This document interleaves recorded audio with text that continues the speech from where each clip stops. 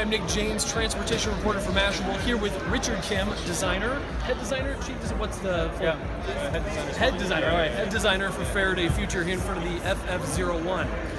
Richard, so what was the inspiration for the design? Let's talk maybe first about the UFO line, which I really love. What was the genesis of that? So we don't have a history or a heritage, right? We actually had to build that history and that heritage in real time and develop our DNA. Yeah. And while we were doing our first production car in parallel, we were working with this as a test bed for design and for engineering. Yeah. And then, so what about that line though? Like, where did that come from? What do you want to evoke other than sort of like an otherworldly feeling? Yeah. I mean, if you look at this car, it's not a car. It's from out of this world. Right. Yeah. And, okay. And we want to be progressive. Yeah. So why show us a concept race car instead of, say, like a family hatchback, a crossover, something like that?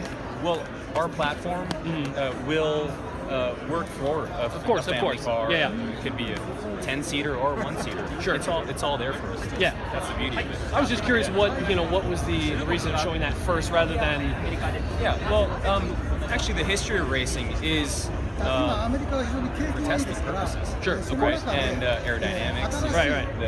The tunnels, for example, are a really great achievement for us. Yeah. Some of the design language, some of the surfacing, those are things where we were able to learn from and build our FF design DNA or philosophy. Right. So this is, like a distant cousin to everything we're going to do. Okay. I was just curious, sort of, and I don't want to get away too far from the camera here, but I was wondering with the crash safety and pedestrian, crumple zones, where does this fall into that? Could this be a hint at a production? This car is a track car. Okay. At this stage, can it be produced or can it be developed further to be produced? What else can you say about the design that we didn't hear already? Can you give us any other insights or hints? What's your favorite piece of the design? I think that you look at it and you don't see it, as a car. Right. You see it as some sort of portal, right? You sort of, it evokes a different emotion than a typical car. Okay. And so we wanted to make sure that was expressed very vividly. Right. What were some designs historically that have inspired you, and not necessarily this car, but you as a designer? There's so many. I like all the cars from the 70s. Okay. I like all the open wheel cars, the older ones from the 30s and 40s. Yeah. And I don't like just cars. I like design in general. Okay. Architecture is a big thing for me. Huge thing. Yeah. Product design. Okay. So we're a really strong team of designers. The team I was able to gather is world class. Very notable. Right, for doing many important projects. And then we came here, and of course that's useful, right? It helps. But we also had to unlearn things. Yeah. You have to hit the reset button and almost forget about things so that you can do things in a new way. Yeah. Real quickly, can you touch a bit on, and I found this really fascinating, using virtual reality to do some of the designs, and maybe speak to just what some of the challenges are of taking something from zero to this in 18 months.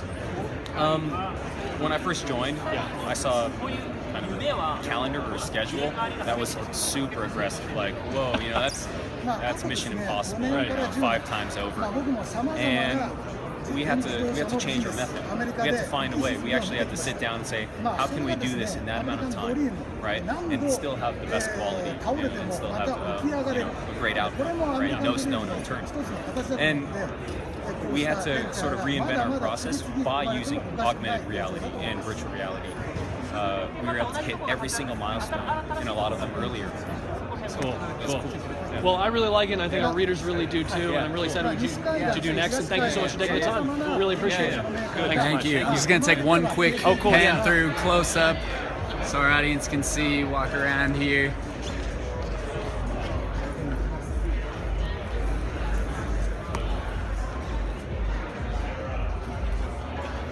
See the FF01 right here.